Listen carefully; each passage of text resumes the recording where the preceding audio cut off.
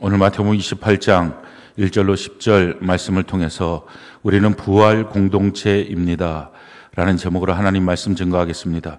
살아서 누린 천국, 죽어서 영원히 사는 천국, 마태복음 강의 160번째 시간입니다.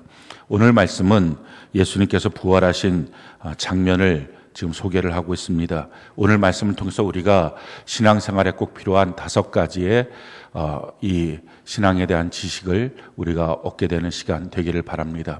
첫 번째, 예수님은 오늘 주일날에 부활하셨다 하는 것입니다. 우리 1절 같이 한번 한 목소리 읽어볼까요? 시작. 안식일이 다 지나고 안식 후 첫날이 되려는 새벽에 막달라 마리아와 다른 마리아가 무덤을 보려고 갔더니, 우리 6절 같이 한번 한 목소리 읽어볼까요? 시작. 그가 여기 계시지 않고 그가 말씀하시던 대로 살아나셨느니라. 와서 그가 누우셨던 곳을 보라. 안식 후 첫날, 그러니까 지금 주일날에 예수님은 부활하셨다라는 것입니다. 그래서 모든 예수님을 믿고 섬기는 기독교인들은 다 주의 날에, 이 주일날에 예배를 합니다. 부활하신 예수님께 예배하는 것이고요, 부활을 경축하고 경배하고, 그래서 지금도 살아계신 예수님 앞에 예배드리는 것입니다. 우리가 예배드릴 때 그냥 일반 다른 종교들이 갖고 있는 종교성에 의한 것이 아니라 지금 이 시간 살아계셔서 지금 내 앞에서 나의 예배를 받으시는 그 예수님 앞에 지금 예배를 드리고 있는 것입니다. 그렇기 때문에 우리의 예배는 세상 사람들이 갖고 있는 종교적인 의미의 어떤 일들과 전혀 차원이 다릅니다. 살아계신 그분 앞에, 지금 나를 보시고 있고 내 중심을 보시는 그분 앞에 지금 내가 예배를 드리고 주님의 판단을 그 앞에서 받는 것입니다.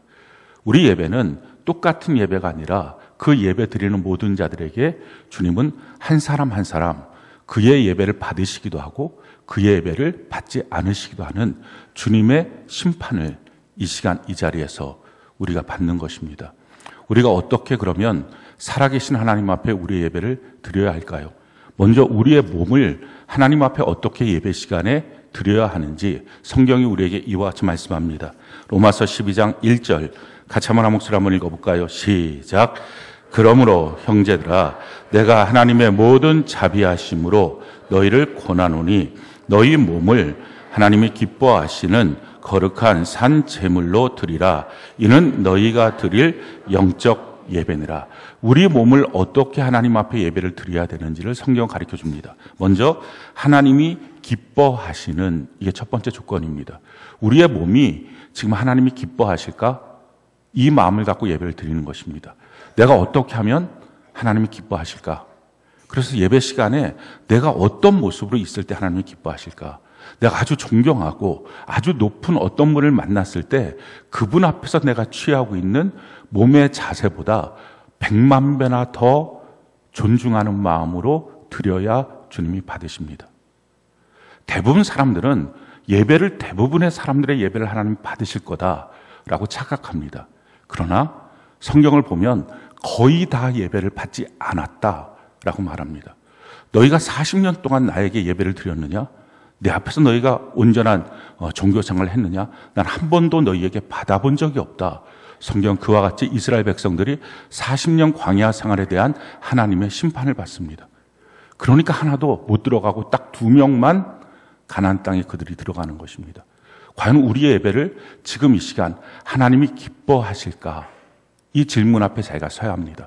두 번째, 우리의 예배는요, 기뻐하실 뿐만 아니라 거룩한, 구별된 이 예배자로 하나님 앞에 서 있는지, 나의 모든 생각들을 끊어내고 하나님 앞에 그렇게 예배자로 서 있는지, 그 다음에 반응하는, 우리가 하나님 앞에 이 시간 예배 가운데 반응하고 있는지, 내 찬송을 통해서 하나님께 반응하는지, 기도를 통해서 하나님께 반응하는지, 예배를, 말씀을 들을 때 나는 과연 하나님 앞에 반응하는지, 아니면 무관심으로 하나님 앞에 있는지, 이것이 우리가 지금 던져야 될 질문입니다. 그리고 제물로 하나님께 드리는지, 제물이라고 하는 것은 소 한 마리를 갖고 오면 머리를 자르고 양발, 앞발, 뒷발 다 자르고 꼬리도 자르고 껍질을 벗겨내고 배를 가르고 그 안에 있는 오장육부를 다 끄집어내서 버리고 완전히 토막을 쳐서 불태워서 드리는 것, 이것이 제사로 드리는 제물입니다.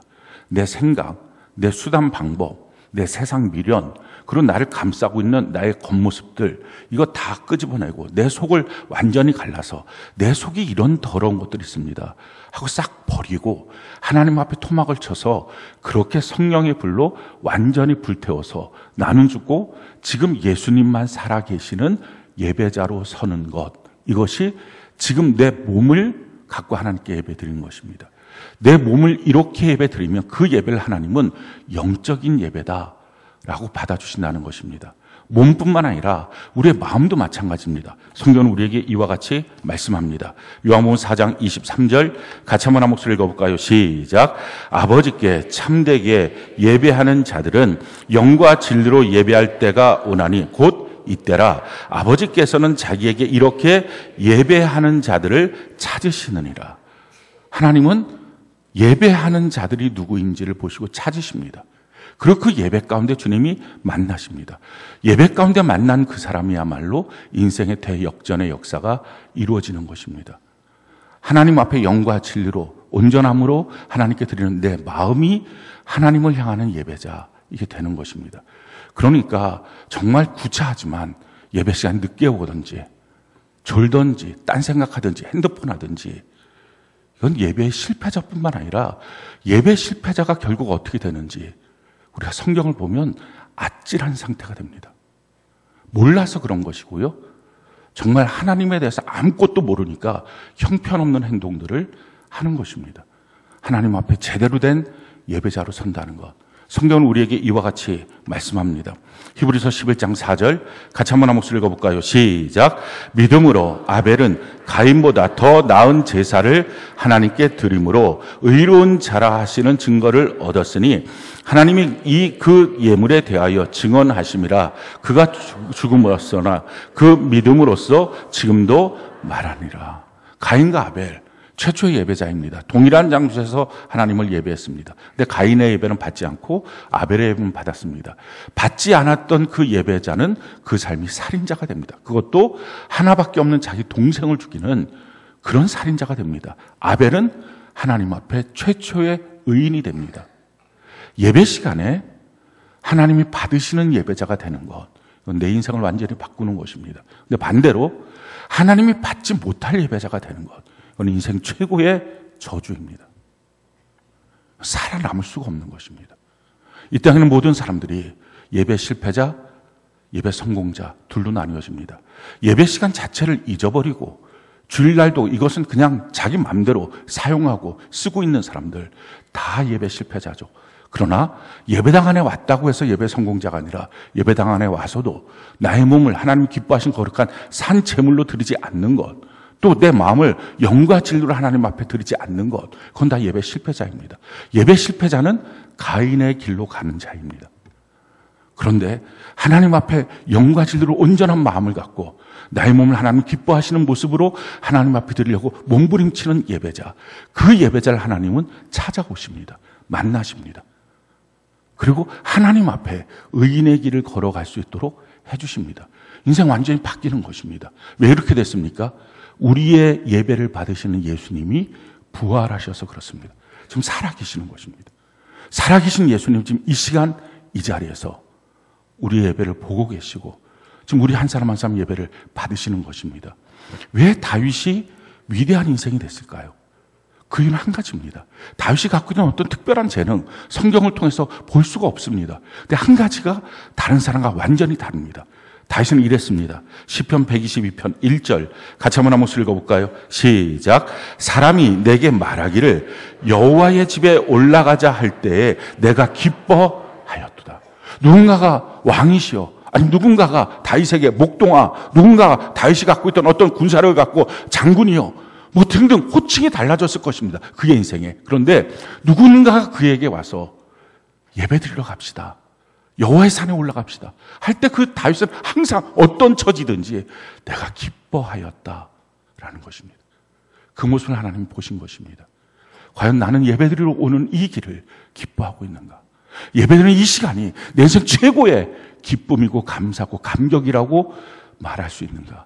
그 사람은 하나님 지금 이 시간 그를 찾으시고 만나십니다.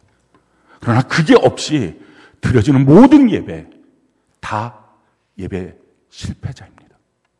우리가 그러기에 정말 예배를 어떻게 드려야 되는지, 살아계신 예수님이라고 우리가 고백하고 말하고 있다면 우리 예배를 어떻게 드려야 할지 항상 자기 자신에게 질문하고 예배 드려야 되는 것입니다. 오늘 말씀을 통해서 우리가 두 번째 깨닫게 되는 건, 예수님을 누구든지 사랑하면 그 예수님을 다 만날 수 있다라는 것입니다. 우리 2절부터 4절까지 같이 한번 한 목소리 한번 읽어볼까요? 2절부터 4절까지 같이 한 목소리 시작.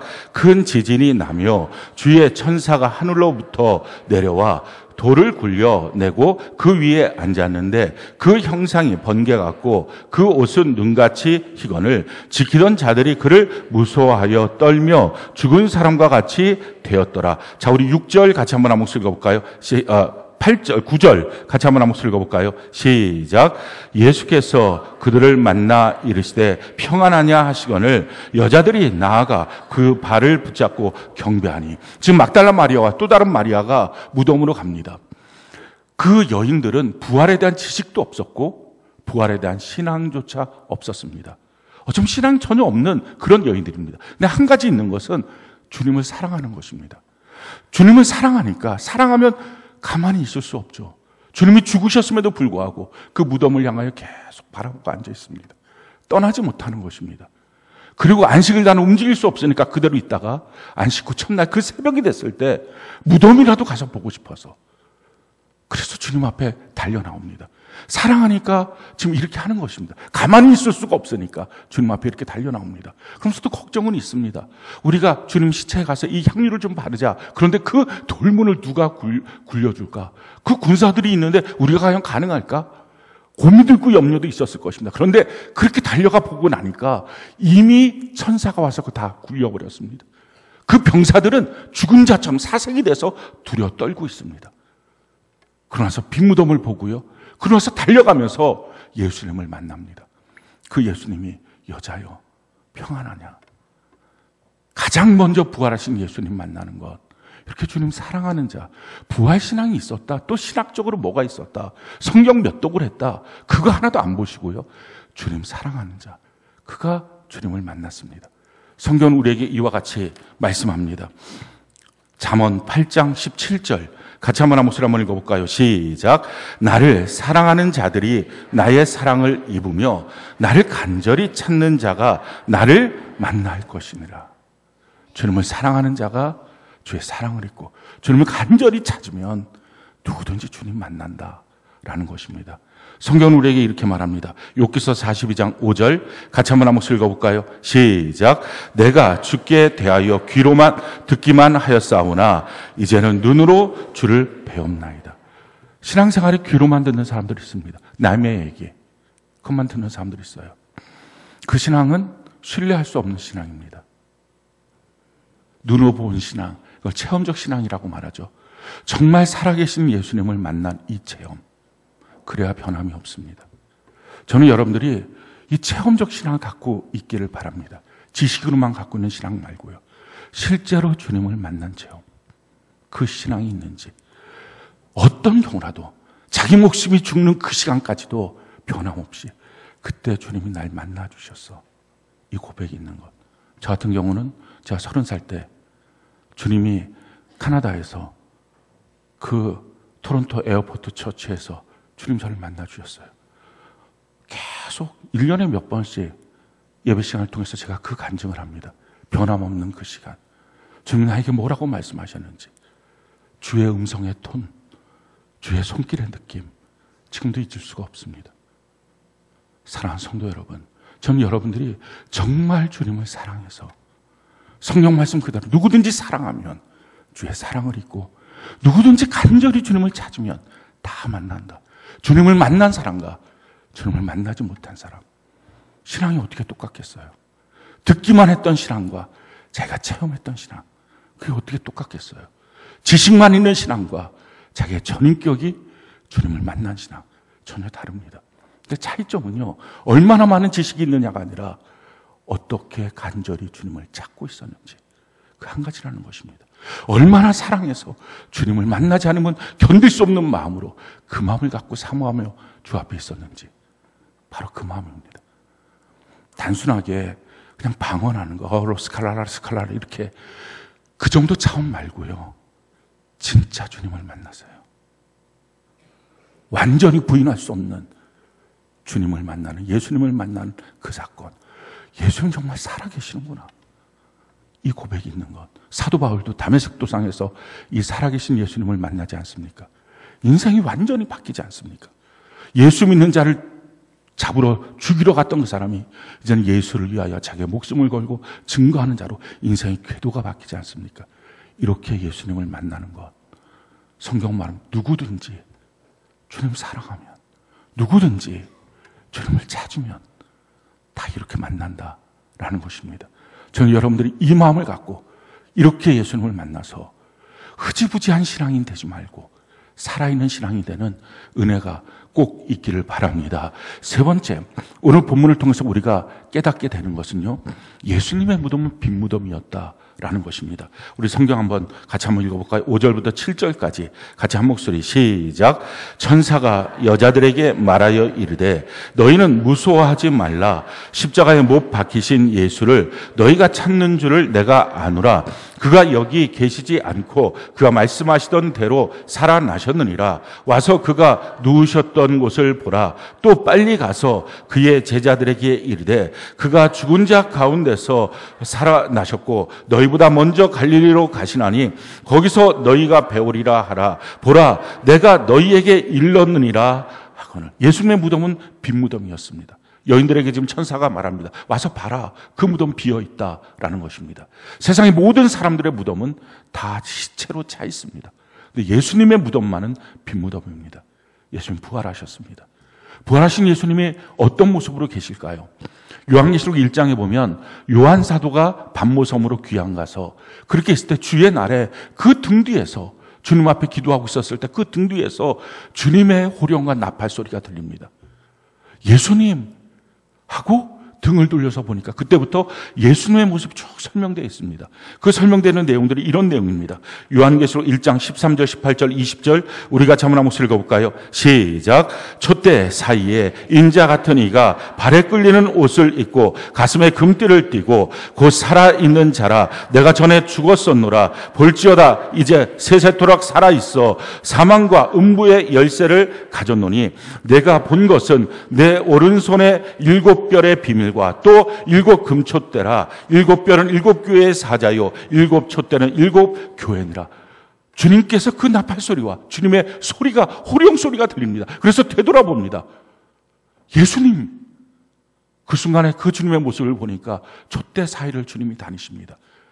희기가 양털같이 있고, 그러니까 뭐 표현할 길이 없는 그 너무 영화로운 모습들, 그 모습이 금띠를 띠고 오른손에 7뼈를 붙잡고 그렇게 다가오시는 예수님을 보고 죽은 자 같이 그 자리에서 기절을 합니다.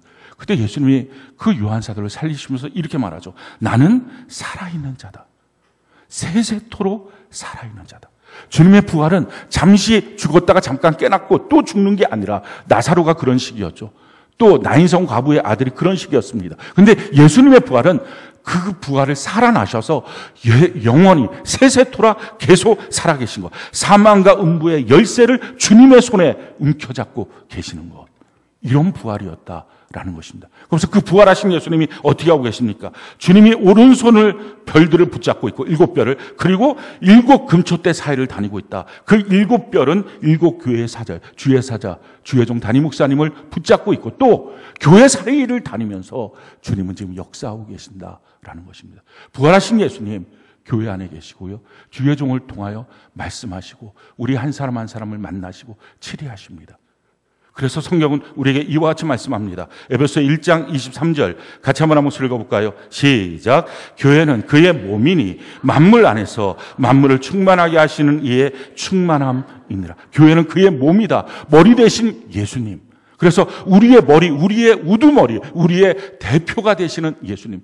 그래서 교회 공동체는 너무나 특별한 곳입니다. 세상 그 어디도 예수님이 대표가 되는 곳은 없습니다. 어떤 회사도, 어떤 가정도, 어떤 개인도 예수님이 대표가 되는 곳은 없습니다. 오직 교회만 예수님이 대표가 되십니다.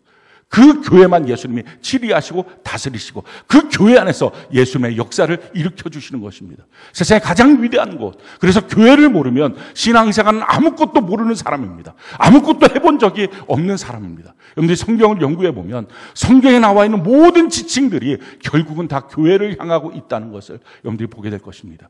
너희는 그리스도 안에 새로운 피조물이라.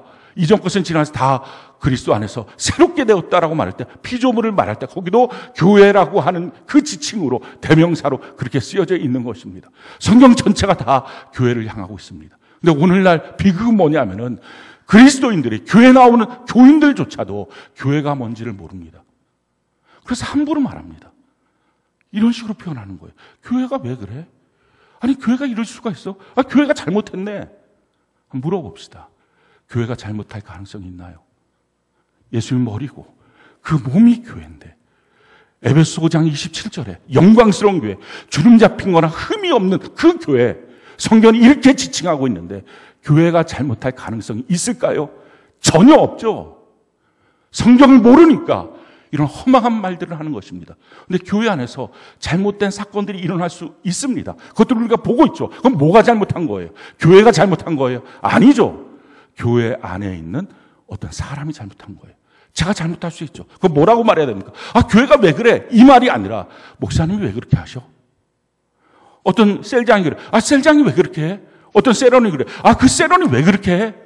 라고 말할 수는 있어도 교회가 왜 그렇게 해? 이건 불가능하죠. 자기가 했던 모든 말들이 마지막 심판대 앞에서, 하나님 앞에서 다 했던 그 말로 심판받게 될 것입니다. 교회를 향하여 주님의 몸인데, 성경을 향하여 그것이 하나님의 말씀인데, 성령을 향하여 그것이 예수의 영인데, 내가 모르고 함부로 했던 것, 또 알면서도 함부로 했던 모든 말들 정말 철저하게 회개하고 제거하셔야 합니다. 그 말들이 다 마지막 자기에게 예수님이 심판하시는 그 근거가 되는 것입니다. 교회를 모르니까 이렇게 함부로 하는 것입니다. 뿐만 아니라 자기 마음에 뭐 안 들면, 아, 왜 이렇게 하냐고 성경에 봐야죠. 성경에 뭐라고 가르쳐주고 있는지. 한 개인과 교회 안에서 무엇인가를 다스릴 수 있는 영적 권위를 갖고 있는 어떤 사람과 둘의 모습을 봤을 때 누가 더 틀리기 쉬울까요? 말할 것도 없습니다. 한 개인이 훨씬 더 틀릴 수가 있습니다. 그러니 무엇인가를 말할 때마다 항상 다시 점검해 봐야 합니다. 성경은 우리에게 이와 같이 말씀합니다. 디모데전서 3장 15절 같이 한번 읽어볼까요? 시작. 만일 내가 지체하면 너로 하여금 하나님의 집에서 어떻게 행해야 할지를 알게 하려 함이니 이 집은 살아계신 하나님의 교회요 진리의 기둥과 터이니라. 하나님의 교회, 이 집은 하나님의 살아계신 하나님의 교회요 진리의 기둥과 터다. 그래서 여기서 무엇을 어떻게 행동하고 말해야 될지를 배워야 한다라는 것입니다. 좀 배운 사람 됩시다. 못 배운 사람처럼 행동하지 말고요. 배운 사람 돼서. 못 배운 건 뭡니까? 하던 대로 하는 거예요. 자기 생각대로 하는 거예요. 주변에 하고 있는 대로 하는 것입니다. 그건 못 배운 것입니다. 배운 것은 뭡니까? 제대로 알고서 행동하고 말하고 생각하는 것입니다. 우리가 교회 안에서 그러면 어떻게 해야 될까요? 성경은 우리에게 이렇게 말씀합니다. 골로새서 1장 24절 25절 우리가 한번 읽어볼까요? 시작. 나는 이제 너희를 위하여 받는 괴로움을 기뻐하고 그리스도의 남은 고난을 그의 몸된 교회를 위하여 내 육체에 채우노라. 내가 교회의 일꾼 된 것은 하나님이 너희를 위하여 내게 주신 직분을 따라 하나님의 말씀을 이루려 함이니라. 주님의 몸된 교회의 모든 일들이 있다면 그것을 그리스도를 위하여 내 육체에 채우는 것, 내가 감당하는 것. 우리 교회 한 가지 원칙이 있습니다. 뭘 지적하잖아요. 그럼 지적하는 말을 하면 당신이 하세요. 이 말을 합니다. 아, 왜 화장실에 쓰레기가 많아요? 그래요. 당신이 하세요. 쓰레기제부터 치우세요. 그럼 눈이 동그래졌고 왜 그러냐고 말합니다. 자기 몸에 채우는 거니까요. 누가 할 사람이 어디 있어요? 본 사람이 하는 거죠. 여기 왜 이렇게 합니까? 네, 잘 봤어요. 당신이 하세요. 그래서 앞으로도 마찬가지로 누군가 뭔가 말을 하잖아요. 잘 봤어요. 제 눈에는 안 띄던데 당신이 하세요. 되게 얄밉긴 하죠. 그렇지만 그게 맞는 것입니다. 그렇게 하세요. 그러니까 하지도 않을 것은 생각하지도 말고 말하지도 말라 하는 것입니다. 왜? 그리스도에 남겨진 고난을 내 육체에 채우는 것, 그것이 교회를 사랑하는 모습이고요. 특별히 교회 안에서 어떤 직분을 받았습니까? 목사, 장로, 권사, 집사 등등의 직분을 받고 있다면, 셀장 뭐 이런 식의 직분을 받고 있다면 그것은 자기 자신이 뭔가 높아지는 게 아니라 주님의 말씀을 이루어가는 성취의 삶을 사는 것이 목적입니다. 그래서 하나님의 말씀을 한 말씀 한 말씀 이루어가는 것입니다. 우리 주님 부활하셨어요. 부활하신 예수님 지금 우리 교회의 대표로 계십니다. 그 예수님 지금 이 자리에 오셔서 우리 예배를 보고 계십니다. 그리고 우리 예배를 지금 받으십니다. 우리 모두가 다 우리 주님이 받으시는 예배자로서는 은혜가 있기를 바랍니다. 네 번째, 예수님이 부활하시고 우리를 그 몸된 교회의 지체들로 우리를 불러주셨다면 우리의 삶 속에는 더 이상 염려, 두려움, 걱정이 없어야 합니다. 우리 10절 같이 한번 한 목소리 한번 읽어볼까요? 10절 같이 한 목소리 시작. 이에 예수께서 이르시되 무서워하지 말라. 가서 내 형제들에게 갈릴리로 가라 하라. 거기서 나를 보리라 하시더라. 무서워하지 말라. 당연하지 않겠습니까? 예수님이 계시면, 광야에 있으면 두려울까요? 아닐 것입니다. 기대가 될 것입니다. 여기서 2만 명을 먹이신 하나님, 여기서 200만 명을 먹이신 하나님, 하늘의 만나를 주셨던 하나님, 오병이어로 2만 명을 먹이신 하나님, 그 반석에서 강을 터뜨려서 200만 명이 일시에 그 해가람을 주셨던 하나님, 이 홀로 있는 광야에서 주님 내게 어떤 일을 행하실까요? 기대가 되겠죠. 바다 위, 풍랑 있는 바다 위에 있다면 두려울까요? 그렇지 않을 것입니다. 우린 다 아니까요. 풍랑을 잠잠하게 하시고 이 바다를 잔잔하게 하시고 우리 가운데 걸어오시는 예수님, 어떤 일을 하실까요? 우리가 불 가운데 들어가면 어떨까요? 사드락메사 아벳느고를 풀무불에서 건져주신 하나님, 내게 어떤 일을 하실까? 우리 기대할 것입니다. 그런 점에서 우리 안에 있는 어떤 염려나 걱정과 두려움, 그게 없어야 합니다. 초대교회 때 문헌들을 보면, 교회 문헌이 아니고요, 그 당시 역사서의 문헌을 보면 참 신기한 한 가지 단어들이 성도들, 순교자 있었던 그 성도들, 또 순교를 당하지 않았으나 잡힌 그 성도들의 이름마다 꼭 붙어 있는 단어가 하나 있어요. 티테이오스라고 하는 단어예요. 티테이오스 베드로, 티테이오스 바울, 티테이오스 바나바, 또 티테이오스 어떤 무명 성도의 누구, 이런 식으로 붙어 있어요. 이걸 연구해 본 거예요. 왜 이런 동일한 단어가 붙어 있을까? 근데 그 단어의 뜻이 뭐냐면은 염려 없는 사람이에요. 그러니까 세상 사람들이 봤을 때, 그를 잡아갔던 관원들이 봤을 때, 야, 이 사람들 신기하네. 어떻게 이렇게 염려가 없어? 그래서 그 이름이 아주 별명처럼 염려 없는 베드로, 염려 없는 바울, 이런 식으로 붙어 있는 것입니다. 염려 없는 사람들. 어떤 사람들이 말하죠. 사람이 어떻게 염려가 없어? 근데 그들은 염려가 없었어요. 쓰레기를 배출하지 않는 집이 있을까요? 다 배출합니다. 근데 어떤 집에 가면 깨끗해요. 근데 어떤 집에 가면 정말 쓰레기 소굴이에요. 차이가 뭐예요? 쓰레기가 나면 쓰레기통에 집어넣으면 돼요. 그럼 집은 깨끗해져요. 근데 쓰레기를 막 여기저기 집어 던져놓고 있으면 쓰레기 소굴이에요. 염려가 있어요. 그 염려를 성경 뭐라고 말해요? 주님께 맡겨라. 그럼 염려 없는 사람이 돼요. 근데 염려를 뒤집어 쓰고 있으면 염려 속으로 사는 사람이 됩니다. 성경은 우리에게 이렇게 말씀하고 있습니다. 베드로전서 5장 7절 같이 한번 목소리 읽어볼까요? 시작. 너희 염려를 다 주께 맡기라. 이는 그가 너희를 돌보심이라. 주님이 우리를 돌보시기 때문에 염려를 맡기라. 살아계신 예수님, 그분이 계시니 우리는 염려하고 두려워하고 걱정할 일이 전혀 없다라는 것입니다. 문제는 염려를 어떻게 주님께 맡기는지를 모릅니다. 그래서 못 맡기는 거예요. 염려 어떻게 맡깁니까? 첫 번째 염려 맡기는 스텝은요, 염려거리가 왔을 때 먼저 하나님을 향하여 기대하십시오. 말씀드린 것처럼 광야라면 거기서 기대하세요. 바다라면 거기서 기대하세요.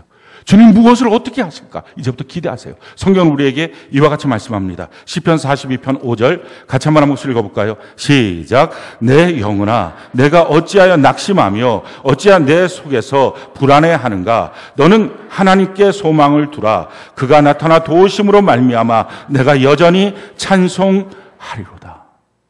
하나님께 소망을 두라. 어찌하여 낙심하며 어찌하여 속에서 불안해하는가? 오히려 하나님께 소망을 두라.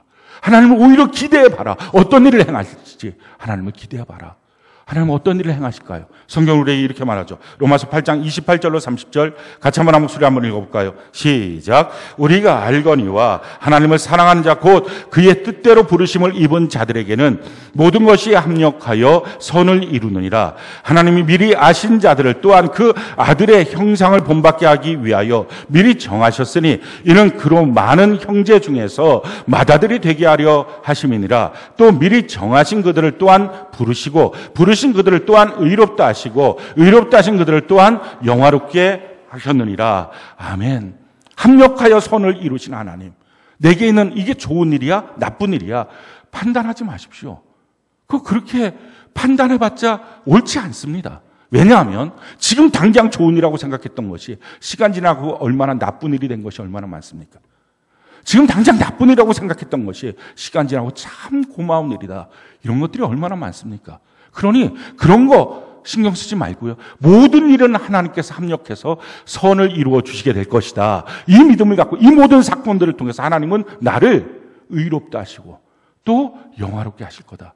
영원한 천국길로 걸어갈 수 있는 거리로 만들어 주신다. 이 믿음을 갖는 것입니다. 그리고 두 번째 스텝은요. 어떤 사건 앞에 자기에게 염려와 두려움과 걱정이 되고 있다면, 절망적 사건이라고 제가 느껴지고 있다면 거기서 이름을 붙이십시오. 예수 믿고 구원받은 사람의 한 가지 권세가 있다면 그것은 발언권입니다. 성경은 우리에게 이렇게 말하죠. 창세기 2장 19절 같이 한번 목소리 한번 읽어볼까요? 시작. 여호와 하나님이 흙으로 각종 들짐승과 공중의 각종 새를 지으시고 아담이 무엇이라 부르나 보시려고 그것들을 그에게로 이끌어 가시니 아담이 각 생물을 부르는 것이 곧 그의 이름이 되었더라. 하나님이 아담을 만드시고 아담에게 주셨던 권세, 아담은 잘 몰랐는데 그 권세가 뭐냐면 발언권이었어요. 모든 하나님이 만드신 물건들 다 그 앞에 지나가면서 너가 뭐 이름을 붙여봐라. 뭐라고 붙이는지 한번 보신 것입니다. 근데 그 붙인 대로 그게 그의 이름이 된 것입니다. 발언권을 주셨어요. 우리가 이 모든 권세를 다 상실했죠. 근데 예수 믿고 구원받아서 우리의 영이 살고 회복됐습니다. 회복된 우리가 갖고 있는 것, 입에 발언권이 회복됐어요. 그 발언권이 회복됐기 때문에 예수님이 나의 주인이시다. 마음으로 믿고 입술로 시인하면 맨날 거짓말하고 맨날 엉뚱한 일하고 그렇게 살았던 내 입술이라도 예수 믿고 거듭났으면 시인하면 그럼 구원을 받는다는 거예요. 발언권이 회복된 것입니다. 우리에게 주어진 사건에 대해서 우리가 어떤 말로 그 이름을 붙여주느냐, 이게 그 일에 대한 결정이 되는 것입니다. 실질적으로 성경에 보면 그런 일들이 있습니다. 창세기 35장 18절 같이 한번 목소리 읽어볼까요? 시작. 그가 죽게 되어 그의 혼이 떠나려 할 때에 아들의 이름을 베논이라 불렀으나 그의 아버지는 그를 베냐민이라 불렀더라. 야곱이 가장 사랑했던 아내 라헬이 있습니다. 그 라헬이 막내 아들을 낳느라고, 이 베냐민을 낳느라고 난산이 되어서 아들을 낳다가 죽습니다. 그러니까 아들이 딱 태어났다는 말을 들으니까 베논이 이렇게 부릅니다. 그 베논이라는 이름의 뜻은 슬픔의 아들이라는 뜻입니다. 지금 라헬의 입장에서는 너 낳고 나 죽는구나. 너 어떻게 이제 살까? 이 마음에 슬픔의 아들 이렇게 붙입니다. 근데 그의 아버지가 그 말을 듣자마자 아니 베냐민 이렇게 이름을 붙입니다. 오른손의 아들, 너는 능력의 아들이 될 거야. 자, 그 사건을 우리의 눈으로 보면 슬픔이겠죠. 근데 슬픔이 아니라 하나님 오른손의 아들이야, 능력의 아들이야 라고 그 이름을 붙여버립니다. 발언권이 있으니까 실제로 그 베냐민 지파가 이스라엘 초대왕 사울이 나오고요. 나중에 사도 바울이 거기서 나옵니다. 또 그가 죽었던 그 땅이 베들레헴인데 거기서 다윗과 예수님이 태어나십니다. 뭐라고 이름을 붙이느냐? 그건 달라지는 것입니다. 성경은 우리에게 이와 같이 말씀합니다. 이사야 57장 19절 같이 한번 목소리 볼까요? 시작. 입술에 열매를 창조하는 자 여호와가 말하노라. 먼데 있는 자에게든지 가까운 데 있는 자에게든지 평강이 있을지어다 내가 그를 고치리라 하셨느니라. 주님 말씀하십니다. 만군의 여호와가 말한다. 입술의 열매를 창조하는 여호와가 말한다. 이게 입술의 열매가 뭡니까? 이게 말이죠. 말을 창조한다. 이 창조라는 단어는 여기서 나온 단어가 히브리어 빠라라고 하는 단어입니다. 이 단어의 뜻은 무에서 유를 만드는 것입니다. 지금 완전히 절망적인 사건이죠. 그래서 낳은 엄마조차도 그래도 자기 아들에 대한 소망을 갖고 뭔가 소망의 이름을 지을 법도 한데 너무 절망이니까 슬픔의 아들 이렇게 이름을 붙여버리는 거예요. 근데 거기서 아버지가 베냐민 오른손의 아들, 능력의 아들이야 라고 이름을 붙입니다. 입술의 열매를 빠라 하시는, 창조하시는 하나님이 그대로 이루어 가시는 것입니다. 사랑하는 성도 여러분, 염려를 주께 맡기라고 말합니다. 많은 사람들이 그냥 염려를 맡긴다고 기도하고 돌아오는데 그 염려가 계속 자기의 등에 붙어 있습니다. 벗겨지지가 않습니다. 왜요? 그냥 말은 하지만 말 속에 계속 자기 마음속에는 염려거리로 남아있어서 그렇습니다. 그 염려거리 자체를 바꿔야 되죠. 염려의 사건이 왔을 때 하나님께 기도하고 그것에 대해서 기대하십시오. 하나님을 향하여 기대해 보십시오. 이것을 합력해서 선을 이루시는 하나님을 기대해 보십시오. 그리고 이름을 붙이십시오. 가장 영화로운 이름, 전능하신 하나님이 행하실 이름 그렇게 붙이십시오. 그러면 거기서부터 하나님의 빠라의 역사, 재창조의 역사, 하나님의 그런 일들이 나타날 것입니다. 그러므로 부활하신 예수님이 우리와 함께 한다면, 지금 예수님 살아계시니까 뭐가 두렵습니까? 뭐가 염려가 됩니까? 티테이오스, 염려 없는 사람. 우리가 그렇게 살아가는 것, 이것이 바로 부활의 예수님 앞에 서 있는 신앙인의 모습입니다.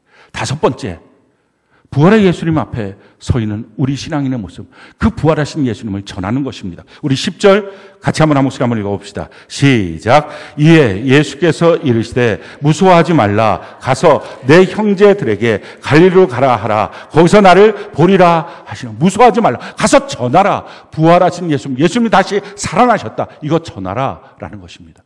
우리가 전해야 될 복음의 역사가 무엇입니까? 예수님 날 위해서 오셨고, 그래서 메리 크리스마스죠. 기쁨으로 그리스도를 경배합시다.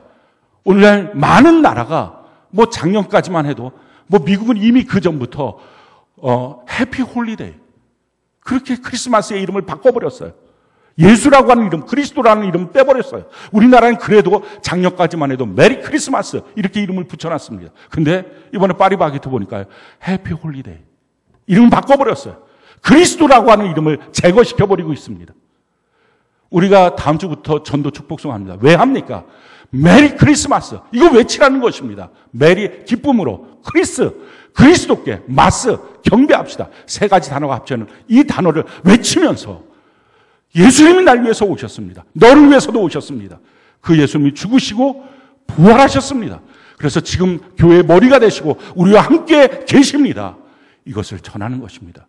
초대교회 성도들의 복음 전도는 아주 간단했습니다. 예수님 다시 살아나셨습니다. 이 복음 전했던 것입니다. 성경은 우리에게 이와 같이 말합니다. 사도행전 1장 22절, 4장 33절 같이 한번 한 목소리 읽어볼까요? 시작. 항상 우리와 함께 다니던 사람 중에 하나를 세워 우리와 더불어 예수께서 부활하심을 증언할 사람이 되게 하여야 하리라 하거늘 사도들의 큰 권능으로 주 예수의 부활을 증언하니 우리가 큰 은혜를 받아. 그들이 전했던 것, 부활하셨다 예수님이, 다시 살아나셨다, 지금 우리와 함께 하신다, 이 복음을 전했습니다. 오늘 기껏 해봤자 전도하는 말들, 우리 교회 한번 와봐, 우리 교회 되게 좋아, 우리 교회 한번 와봐, 아우 설교 되게 잘하셔, 우리 교회 한번 와봐, 참 좋아, 성도들 되게 좋아.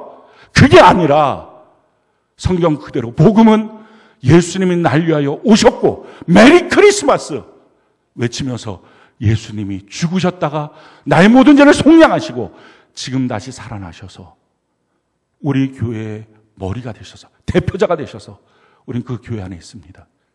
이 선포를 하는 것입니다. 예수의 부활은요, 너무 확실하고 믿을 만한 것입니다. 성경 그래서 우리에게 이와 같이 말씀합니다. 사도행전 17장 31절 같이 한번 읽어볼까요? 시작. 이는 정하신 사람으로 하여금 천하를 공의로 심판할 날을 정하시고 이에 그를 죽은 자 가운데서 다시 살리신 것으로 모든 사람에게 믿을 만한 증거를 주셨음이라 하니라. 예수님의 부활의 사건은 그분이 하나님이시다. 그분이 우리의 구원자가 되신다. 주인이시다. 이것을 믿을 만한 사건으로 주셨다라는 것입니다. 그 믿을 만한 사건, 무엇으로 사람들이 그걸 믿습니까? 부활로 믿는다는 것입니다. 사람들이 예수님의 부활을 믿지 못하겠어요? 라고 말합니다. 아니요. 이것보다 더 믿을 만한 것이 없습니다. 왜? 예수님의 부활은 어디 숨은 데서 이렇게 혼자 살아나셨다 없어지셨다 기록만 남아있는 게 아니라 부활에 대한 증인이 너무 많습니다. 예수님 당시에 성경은 우리에게 이렇게 말합니다. 고린도전서 15장 4절 6절 우리 같이 한번 읽어볼까요? 시작. 장사 지낸 바 되셨다가 성경대로 사흘 만에 다시 살아나사 게바에게 보이시고 후에 12 제자에게와 그 후에 500여 형제에게 일시에 보이셨나니 그 중에 지금까지 대다수는 살아있고 어떤 사람은 잠들었으며 최소 500명이 넘는 사람들이 예수님의 부활을 목격했습니다. 그리고 고린도전서 이 편지를 사도 바울이 쓸 때에 그 수신자들 가운데 그 부활의 예수님을 목격한 사람들이 대다수가 살아있는 상태에서 이 편지를 쓴 것입니다. 그러니 어떻게 예수님의 부활을 믿을 수 없는 사건이다. 말할 수 없는 거죠. 뿐만 아니라 예수님의 부활은 잠깐 부활했다 금방 사라지신 분이 아니라 40일 동안 예루살렘에서 성전에 가셔서 그 부활을 모습으로 말씀을 가르쳐 주셨습니다. 성경이 이렇게 말합니다. 사도행전 1장 3절 같이 한번 읽어볼까요? 시작. 그가 고난받으신 후에 또한 그들에게 확실한 많은 증거로 친히 살아계심을 나타내사 40일 동안 그들에게 보이시며 하나님 나라의 일을 말씀하시니라. 그렇습니다. 40일 동안 부활하신 예수님의 성전에서 말씀을 증거하십니다. 그는 그 자리에서 야 저거 영 아니야? 그림자 아니야? 환상 아니야? 하는 사람들 앞에서 물고기 구운 거를 가서 직접 뜯어 드시면서 말씀을 증거하십니다. 확실하게 부활한 것을 증명하셨습니다. 너무 놀랍죠? 그래서 10,000명, 5,000명, 3,000명, 2만 명이 한순간에 회개하고 돌이키기도 했지만 그보다 훨씬 더 많은 사람들이 그렇게 버젓이 살아있는 예수님을 못 믿습니다. 사람의 이 악한 시각, 자기 고집, 이 정도입니다. 우리의 고집을 깨뜨리신 성령 하나님, 그분께 우리가 너무 감사하는 것입니다. 그분 앞에 우리가 경배하고 그 은혜로 말미암아 내가 예수님을 믿게 되었습니다. 라고 고백하는 것입니다. 또한 주관적인 변화들이 있죠. 제자들이 다 도망갔었어요.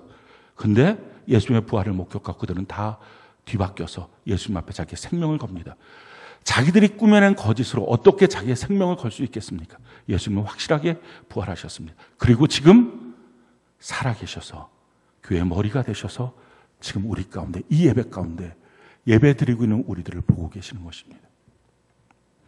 그렇다면 우리가 어떻게 해야 될까요? 성경 우리에게 이렇게 말씀합니다. 빌립보서 1장 14절 같이 한번 읽어볼까요? 시작. 형제 중 다수가 나의 매임으로 말미암아 주 안에서 신뢰함으로 겁없이 하나님의 말씀을 더욱 담대히 전하게 되었느니라. 복음을 증거할 때 우물쭈물하지 맙시다. 겁없이 이 복음을 증거하는 것입니다. 지금 내 옆에서 날 보고 계신 주님 앞에 주님 얼굴 살짝 보고 괜찮죠? 저 좀 잘하죠? 하고 강력하게 겁없이 복음을 증거하는 것. 저 설교하러 나올 때마다 주님 저 가서 말할게요. 주님 가르쳐 주세요. 설교 끝나고 나서는 주님 저 잘하죠? 주님 뭐 신고 듣는 것. 겁없이 살아계신 예수님 앞에서 그렇게 복음을 증거하십시오. 두 번째, 히브리서 2장 14절로 15절 이렇게 말씀합니다. 우리 같이 한번 목소리 한번 읽어볼까요? 시작. 자녀들은 혈과 육에 속하였음에 그도 또한 같은 모양으로 혈과 육을 함께 지니심은 죽음을 통하여 죽음의 세력을 잡은 자 곧 마귀를 멸하시며 또 죽기를 무서워함으로 한평생 매여 종로로 타는 모든 자들을 놓아주려 하시며 세상 사람들 다 죽을까 봐 두려워합니다. 이게 마귀가 쳐놓은 그물이에요. 너 이렇게 하면 죽어. 이렇게 하면 회사에서 쫓겨나. 너 뭐 먹고 살래? 이러면 가정에서 쫓겨나. 너 어떻게 살래? 끊임없이 너 이러면 죽어. 너 이러면 죽어. 자녀들한테도 너 이러면 죽어. 너 나중에 뭐 할 거니? 너 이렇게 맨날 교회만 가? 너는 죽어. 마귀가 쳐놓은 금을. 근데 우리 주님이 이걸 다 벗겨버리셨어요. 왜? 부활하셨으니까. 그래서 우리의 주제가 이제 바뀐 거예요. 성경은 우리에게 이렇게 말하죠. 빌립보서 1장 20절 같이 한번 목소리 읽어볼까요? 시작. 나의 간절한 기대와 소망을 따라 아무 일에든지 부끄러워하지 아니하고 지금도 전과 같이 온전히 담대하여 살든지 죽든지 내 몸에서 그리스도가 존귀하게 되게 하려 하나니. 사람들은 사느냐 죽느냐 이게 고민이죠. 근데 우리는 살든지 죽든지 날 통하여 주님이 얼마나 기쁨을 얻으실까? 날 통하여 얼마나 우리 주님이 존귀해지실까? 왜 이렇게 삽니까? 주님이 살아계시니까. 날 보고 계시니까. 날 보고 어느 때는 기뻐하시고 어느 때는 탄식하시고 또 어느 때는 너 정말 내 마음에 합한다. 또 어느 때는 넌 정말 아니야. 이렇게 말씀하실 수 있다는 거죠. 우리 주님 앞에 우리가 행했던 모든 것들 없어지지 않습니다. 성경은 우리에게 이렇게 말하죠. 고린도전서 15장 58절 같이 한번 목소리 읽어볼까요? 시작. 그러므로 내 사랑하는 형제들아 견실하며 흔들리지 말고 항상 주의 일에 더욱 힘쓰는 자들이 되라. 이는 너희 수고가 주 안에서 헛되지 않은 줄 알미라. 우리 수고가 주님 안에 헛되지 않습니다. 견실하여 흔들리지 말라라는 것입니다. 저는 신앙생활하면서 정말 변치 않은 한 가지 깨달은 것이 있습니다. 뿌린 대로 거둔다라는 것입니다. 똑같지 않아요. 십자가의 부활의 속량의 은혜, 십자가의 그 속량의 은혜, 우리 죄의 속량의 은혜, 이건 다 똑같이 받았어요. 우리가 뭘 더 해서가 아니라 우리는 정말 아무것도 안 하고 다 받은 거예요.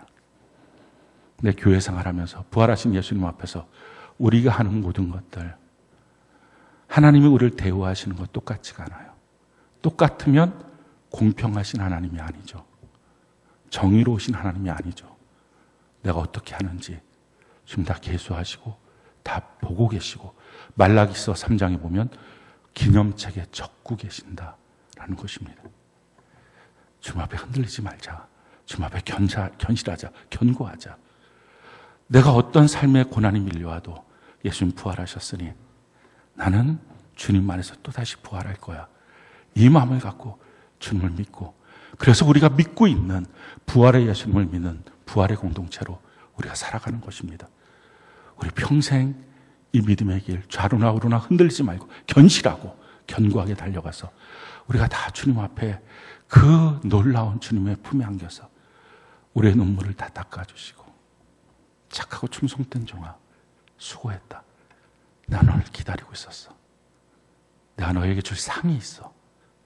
우리가 그 은혜를 다 잊는 귀한 역사가 있기를 예수님 이름으로 축원합니다.